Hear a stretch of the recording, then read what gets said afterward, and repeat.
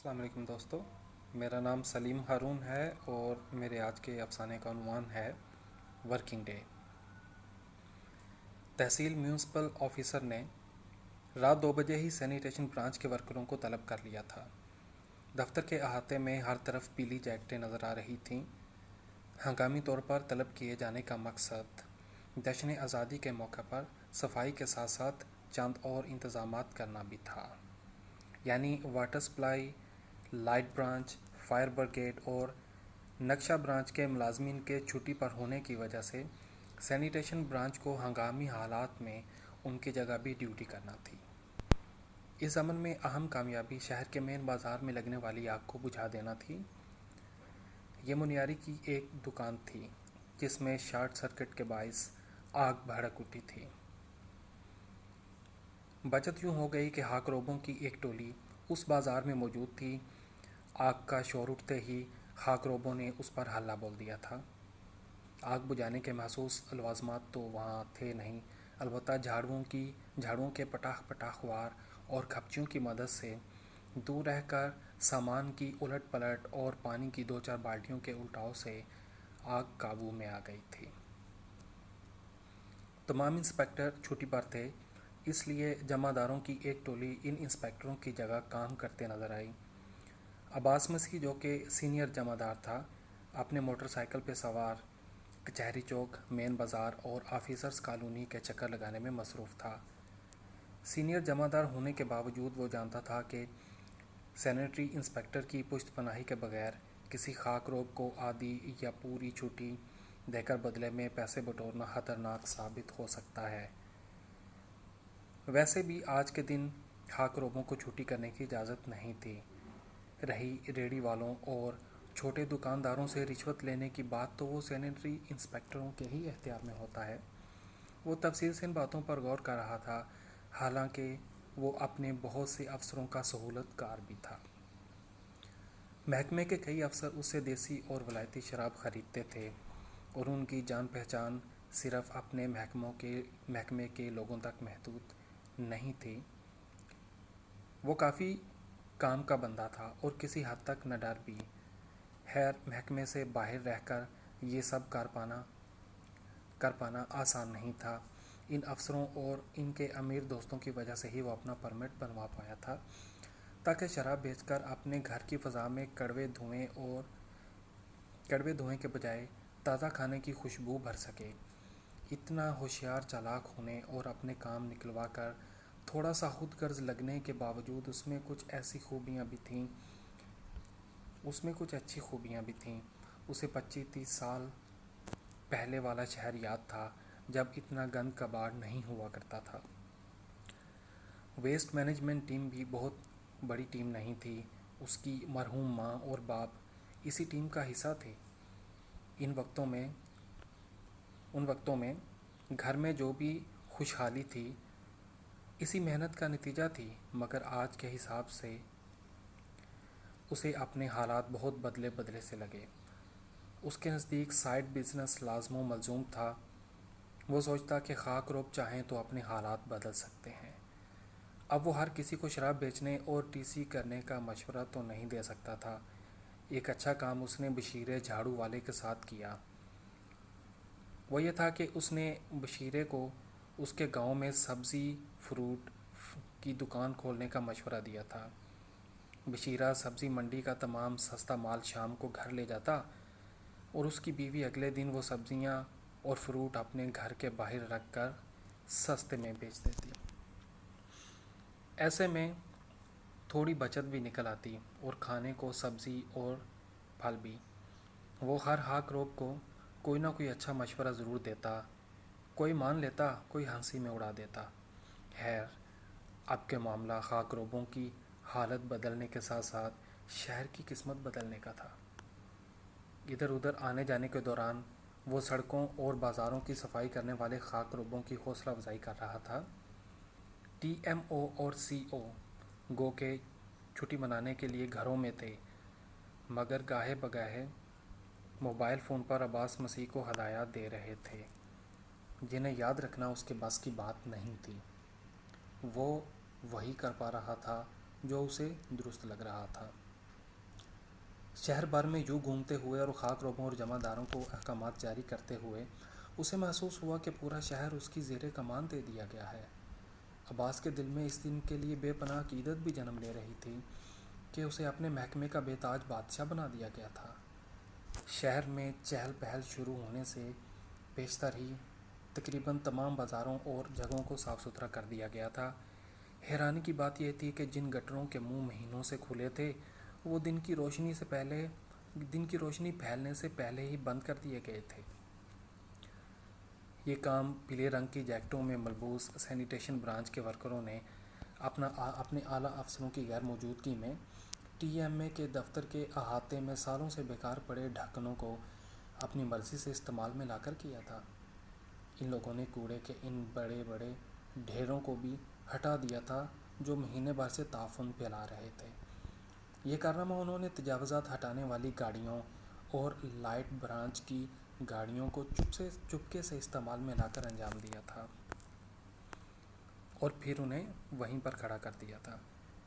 Sanitation branch کی اکلوتی کچرا گاڑی مہینوں سے خراب سی چلی آ رہی تھی اور کچھ دن پہلے تو اس کا انتقال سا ہی ہو گیا تھا۔ ٹی ایم او کا کہنا تھا کہ وہ اوپر بات کر چکا ہے، نئی گاڑی آ جائے گی۔ عباس کو عوام کی گالیوں سے بہت کوفت ہوتی تھی، اسی لیے اس کا دل کرتا تھا وہ کچرے کے ان ڈھیروں کو کہیں غائب کر دے، بلکہ اس کا بس نہیں چلتا تھا۔ شاید اس سے پہلے اس کا احساس بھی یوں نہیں جاگا تھا۔ جو بھی ہو، وہ جادوئی شخصیت کا مالک تھا۔ دفتر کے لوگ اس کی عزت کرتے تھے۔ یہی وجہ رہی ہوگی کہ وہ اپنی ٹیم کو متحد رکھ کر کام لینے میں کامیاب رہا تھا۔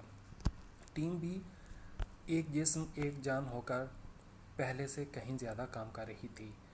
بشیرہ، جھاڑو والا اور چند اور ہاکروب جو گاڑی چلانا جانتے تھے، کچرا اٹھانے کے ساتھ ساتھ ڈرائیور کے فرائض بھی انجام دے رہے تھے۔ اس ٹیم میں بشیرہ جھاڑو والا واحد مسلمان خاکروب تھا۔ وہ قریبی گاؤں کا رہنے والا تھا اور ڈیلی ویجز پر کام کرتا تھا۔ اسے بھی 2 دن پہلے ہی یوم آزادی کے دن چھٹی نہ کرنے کی ہدایات جاری ہوئی تھیں۔ یہ حکم تمام مستقل اور غیر مستقل خاکروبوں کے لیے تھا۔ گو کہ سرکاری طور پر پورے ملک میں چھٹی تھی۔ لوگ اپنے گھروں، دکانوں اور بازاروں کو جھنڈیوں، پھولوں اور غباروں سے سجا رہے تھے۔ آج کے دن کی مناسبت سے جھنڈیاں، بینرز اور فلیکس وطن سے محبت سے لبریز تحریروں کے ساتھ جگہ جگہ آویزاں تھے۔ گلیاں اور بازار پھولوں کی خوشبو سے مہک رہے تھے اور خوبصورت لباسوں میں ملبوس لوگ ایک دوسرے کے گھروں میں مبارکبادی کے کیک اور مٹھائی کے ڈبے لے کر آ جا رہے تھے۔ کچھ تعلیمی ادارے چند گھنٹے محض اس لیے کھولے گئے تھے کہ نئی نسل کو آزادی کے معنی بتائے جا سکیں۔ پہلا جلوس وسطی شہر سے برآمد ہوا۔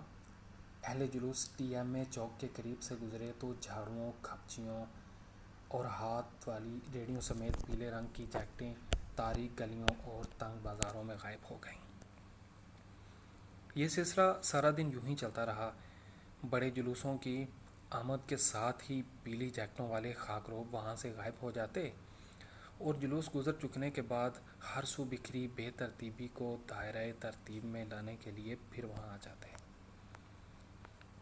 اس بار سرکار نے اپنی سرپرستی میں جہاں یونین کونسلوں کو آزادی کا جشن منانے کی ہدایات جاری کی تھیں، وہیں کچھ سرکاری، نیم سرکاری اور پرائیویٹ سیکٹرز کو بھی اپنا کردار ادا کرنے کا موقع دیا تھا۔ جب سرکار خود ایسے نیک کاموں کی سرپرستی کرتی ہو تو کچھ نہ کچھ تو پھل ضرور ملتا ہے۔ ڈرائنگ روموں کی زندگی سے اکتائے ہوئے لوگ اس موقع کو غنیمت جان کر گھروں سے نکل کھڑے ہوئے تھے۔ پیدل جلوسوں کے ساتھ ساتھ جھنڈے لہراتی موٹر سائیکلیں اور گاڑیاں جلوسوں کا حصہ تھیں، جو خرامہ ساتھ چلتی تھیں۔ بڑی شاہراہوں پر تو مرنے مارنے کی حد تک تیز رفتاری کے مظاہرے کیے جا رہے تھے، مگر شہر کے اندر کے حالات یکسر مختلف تھے۔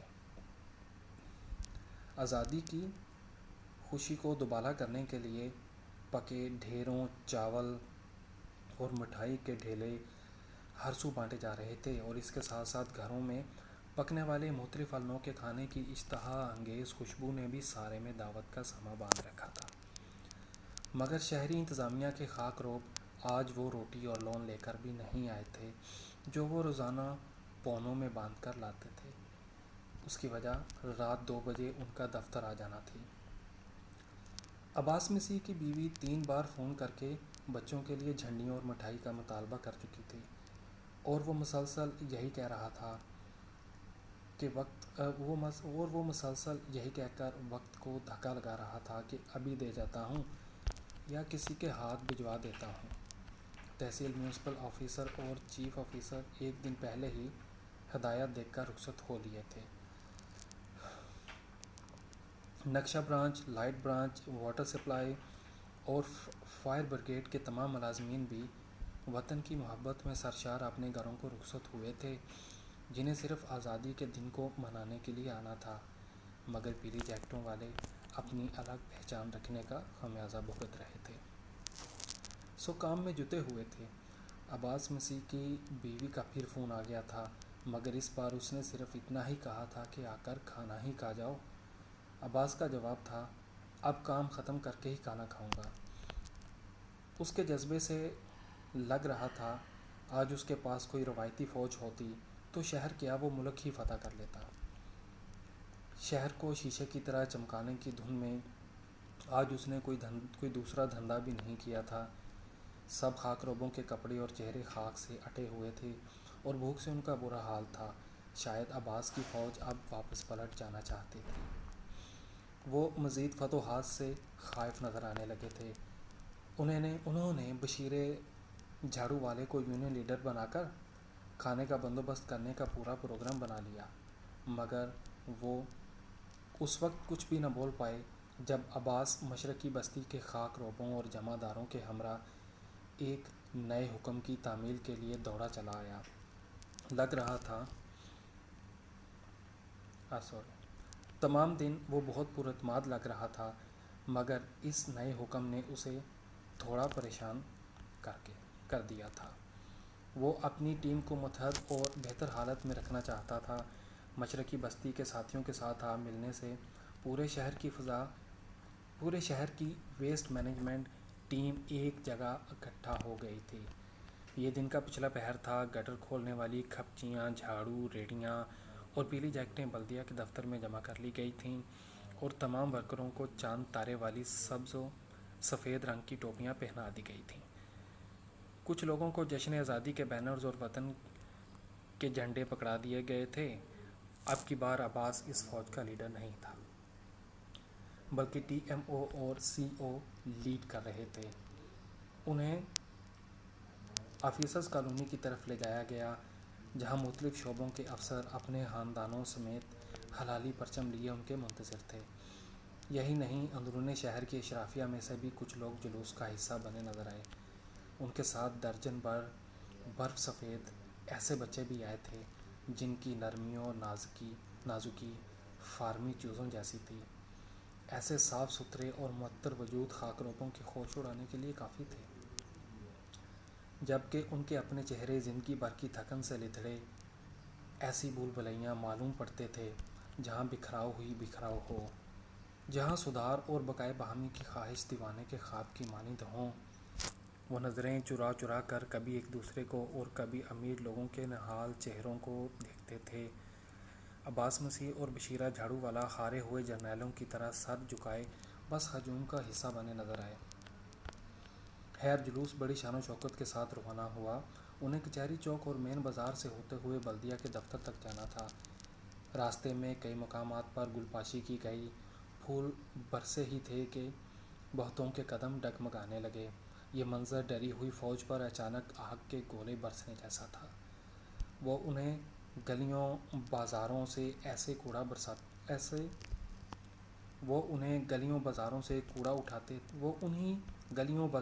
کوڑا اٹھاتے تھے، اور بہت سارے خاک روب ایسے تھے جو ان گھروں میں پارٹ ٹائم صفائی کا کام بھی کرتے تھے۔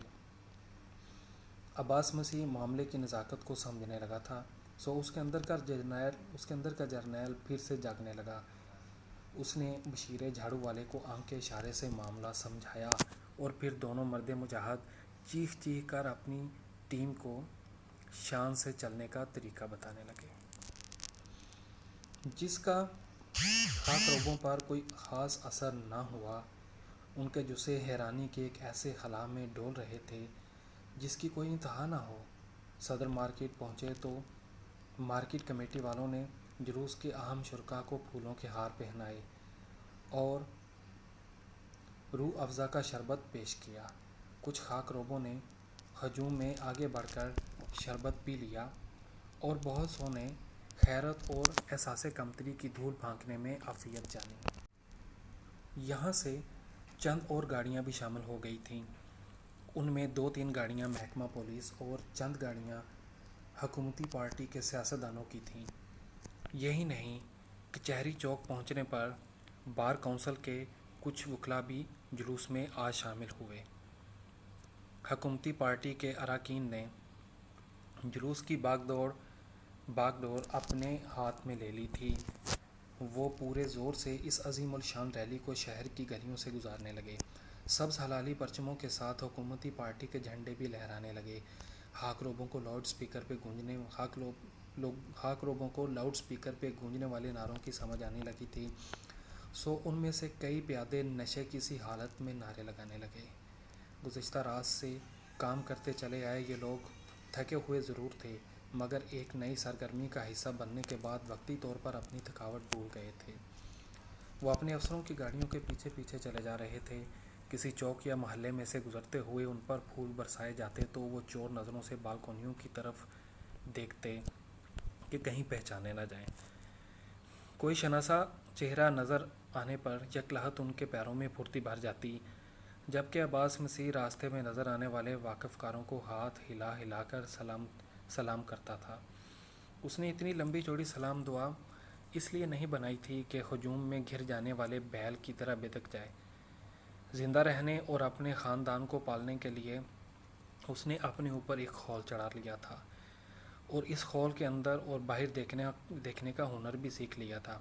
عباس کی کامیابی کی ایک بڑی دلیل بلدیہ کا ملازم ہونے کے ساتھ ایک کامیاب بوٹ لیگر ہونا بھی تھی۔ اسی ہنر کی وجہ سے وہ تھانے چوکی میں بھی اچھی سلام دعا رکھتا تھا۔ جلوس ابھی ٹی ایم اے دفتر سے پیچھے تھا جب واٹر سپلائی اور لائٹ برانچ کے ملازمین بلدیہ کی گاڑیوں پر پکے پکائے کھانے کی دیگیں لے کر گزرے۔ تھکے ماندوں نے خوشی سے ایک دوسرے کی طرف دیکھا اور پہلے کی نسبت بہتر انداز میں مارچ کرنے لگے۔ خدا خدا کر کے یہ قافلہ اپنی منزل تک پہنچا۔ رات کے 11 بجنے والے تھے اور دفتر کی عمارت پیلے کمکموں کی روشنی سے جگمگا رہی تھی۔ سب ایسے سرخوش و مسرور تھے جیسے دلی فتح کر لی ہو۔ ایک جوش ان کے رگوں پہ میں گردش کرنے لگا۔ ایم پی صاحب زندہ باد، ٹی ایم او زندہ باد، چیف صاحب زندہ باد۔ نعرے لگوانے والے لیڈروں یعنی عباس اور بشیرے کو کسی نے بتایا کہ اسسٹنٹ کمشنر بھی تشریف فرما ہیں، تو بشیرے نے اپنی بڑی سی آواز میں کمشنر صاحب زندہ باد کے 3-4 نعرے بھی لگوا دیے اور کچھ سیاسی لیڈروں کے لیے بھی۔ تمام مہمانوں اور افسران کو بڑی تکریم کے ساتھ دفتر کے احاطے میں ویلکم کیا گیا۔ اس دوران جلوس کے عام شرکاء اور سینیٹیشن برانچ کے مستقل اور غیر مستقل ملازمین دائیں اور بائیں طرف احتراماً کھڑے رہے۔ وہ ان خوش لباس لوگوں کو اندر جاتے ہوئے دیکھ رہے تھے، اس یقین کے ساتھ کہ کچھ دیر کے بعد انہیں بھی ضیافت کے لیے اندر مدعو کیا جائے گا، جہاں طویل میزوں پر مرغی کا پلاؤ، نان، گوشت اور میٹھے چاولوں کے ٹرے سلیقے سے سجائے گئے تھے۔ گیٹ پہ کھڑے واٹر سپلائی اور نقشہ برانچ کے لوگوں میں سے ایک نے بآواز بلند کہا کہ جو مہمان ابھی باہر ہیں وہ بھی اندر تشریف لے آئیں۔ سو آن کی آن میں ماسوائے خاک روبوں کی ٹیم کے سب معززین ٹی ایم اے کے گراؤنڈ نما صحن میں داخل ہو گئے۔ پیلے کمکموں کی روشنی خاک روبوں کے چہروں پر جمی انتظار کی دھول کو واضح دکھانے پہ قادر تھی۔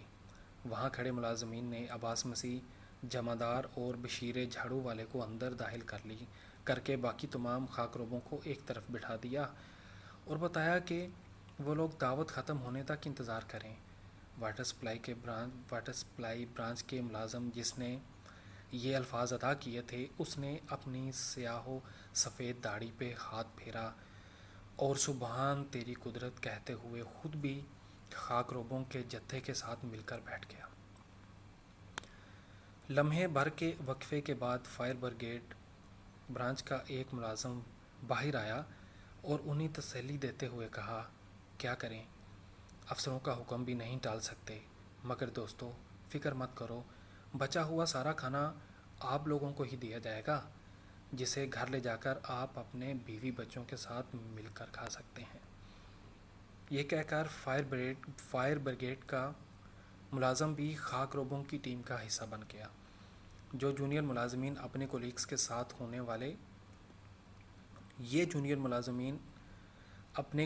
ساتھ ہونے والے برتاؤ کو درست نہیں سمجھ رہے تھے اور ہمدردی جتا رہے تھے، عباس مسیح اور بشیرہ جھاڑو والا اندر سے چکر لگا کر باہر آئے تو ان کے چہرے کسی مضبوط ارادے کی غمازی کر رہے تھے، مگر ان دونوں کو باہر نکلتے ہوئے دیکھ کر درجن بھر کے قریب جونیئر ملازمین ان کے پیچھے باہر آ گئے تھے۔ عباس پریشان ہونے کے بجائے ایک بار پھر اپنی فوج کو اسمبل کرتے ہوئے نظر آیا۔ وہ اپنے لوگوں کے سامنے آ کھڑا ہوا، ساتھیو، آج ہم نے شاندار دن گزارا ہے۔ کوئی شک نہیں کہ ہم گزشتہ رات سے کام کرتے چلے آئے ہیں اور تھکاوٹ سے چور ہیں، مگر میں آپ لوگوں کو بتانا چاہتا ہوں کہ آج سے ہم نے اس شہر کی تاریخی تعمیر شروع کر دی ہے۔ کئی سالوں بعد یہ شہر ایسا صاف ستھرا نظر آیا ہے۔ میں آپ کو یقین دلاتا ہوں کہ ہماری ٹیم میں جتنے بھی غیر مستقل ممبران ہیں اور آدھی تنخواہ یا ڈیلی ویجز پہ کام کرتے ہیں، ہم انہیں مستقل بنیادوں پہ محکمے میں بھرتی کروائیں گے۔ اس کے لیے آپ لوگوں کو میرا ساتھ دینا ہوگا تاکہ ہم بلدیہ مزدوروں کے حقوق کے لیے مل کر کام کر سکیں۔ عباس مسیح زندہ باد، عباس مسیح زندہ باد۔ بشیرے جھاڑو والے نے ایسے زور سے نعرے لگوائے کہ اندر موجود کئی جونیئر ملازم اور 4-5 پولیس اہلکار باہر نکل آئے، مگر کسی نے کچھ کہنے کی ہمت نہیں جٹائی۔ اب اندر تشریف لائیے، آپ سب کے لیے کھانے کا بندوبست کیا گیا ہے۔ یہ کہہ کر عباس مسیح سب سے پہلے بلدیہ کی گراؤنڈ میں داخل ہوا اور پھر سب لوگ اس کی پیروی میں۔ کھانے کا وقت ہوا چاہتا تھا۔ طویل میزوں کی ایک طرف شہر بھر کی اشرافیہ تھی اور دوسری طرف مزدوروں اور عام لوگوں کا جمع غفیر۔ ویسٹ مینجمنٹ کے لیے یہ دن طویل مگر یادگار ثابت ہوا تھا۔ ایسے میں عباس مسیح کو اپنی بیوی سے کیا وعدہ یاد آیا تو اس نے گھڑی پہ نظر ڈالی، جہاں تاریخ کا حصہ بدلنے میں ابھی کچھ وقت باقی تھا۔ بہت شکریہ۔